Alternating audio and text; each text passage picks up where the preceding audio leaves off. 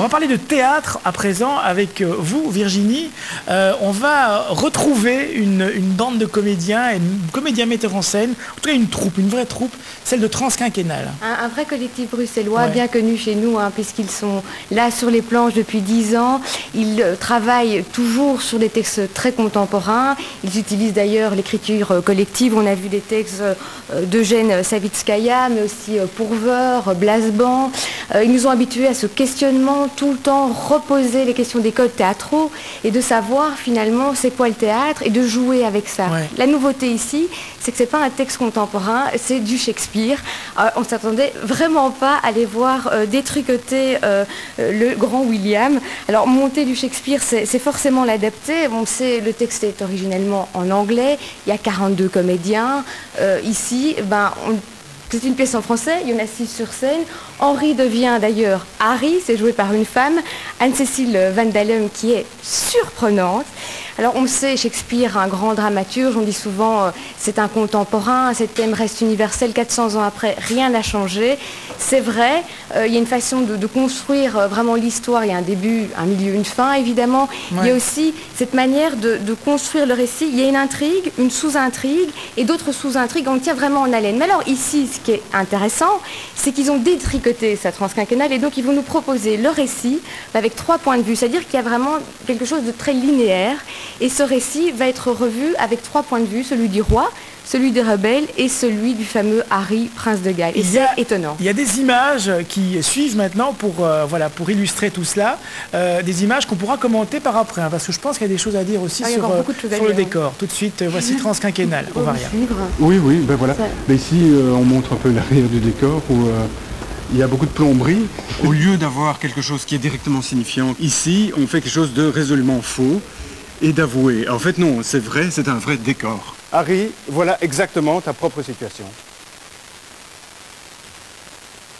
À cause de tes mauvaises fréquentations, tu as perdu ton privilège de prince. Ce qu'on a essayé de faire avec la pièce, c'est qu'on l'a fait fonctionner vraiment, c'est une vraie fiction, mais on prend les gens à témoin en disant, vous voyez, c'est une vraie fiction. On essaie tout ouvert? Oui, oui. Ok.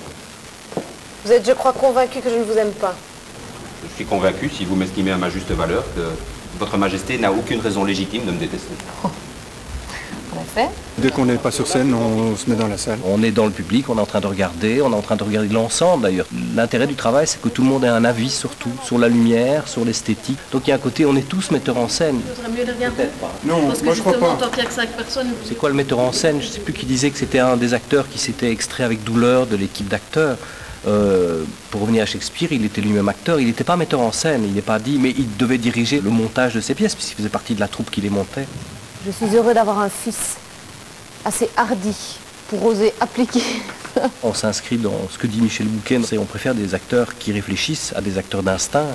Je suis heureux d'avoir un serviteur assez hardi pour oser appliquer la justice à mon propre fils. Le théâtre a besoin de gens qui réfléchissent sur ce qu'il est le théâtre maintenant, et où il en est en tant qu'art. Et c'est là qu'on peut faire encore avancer les choses.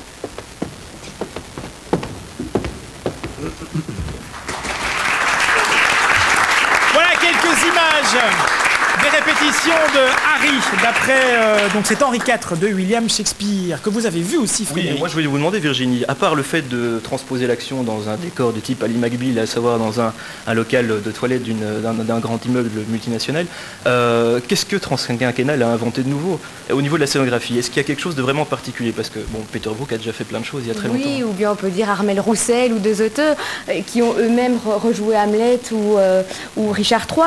Mais ici, j'ai envie de mettre le doigt justement sur la scénographie, c'est important parce que pour la première fois, ils travaillent avec des scénographes. Alors il y a la métaphore évidemment des cabinets, c'est un peu facile, mais c'est très drôle et ça fonctionne. Et puis surtout, il y a ce 4e mur du fond qui est en partie détruit, souvenez-vous, et donc on voit en permanence ce qui se passe dans les coulisses. Donc quand les comédiens ne sont pas sur scène, ils sont en train par exemple de boire un verre d'eau, et c'est une manière à eux de dire on est dans une fiction. Parce que rappelez-vous, tout fonctionne, les toilettes fonctionnent, la chasse fonctionne. Donc est-ce que c'est vrai, est-ce que c'est faux? Faites-vous une idée, allez voir ce spectacle au Théâtre Varia, c'est jusqu'au 15